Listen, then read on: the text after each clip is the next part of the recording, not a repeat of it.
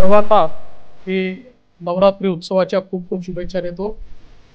आई जगदंबा माता काली आदिशक्ती यांच्या चरणी प्रार्थना करतो की मातेने आपल्या सर्वांना सुख समाधान आरोग्य ऐश्वर्य द्यावं आणि आपल्या समोरच्या सर्व चिंता दूर कराव्या।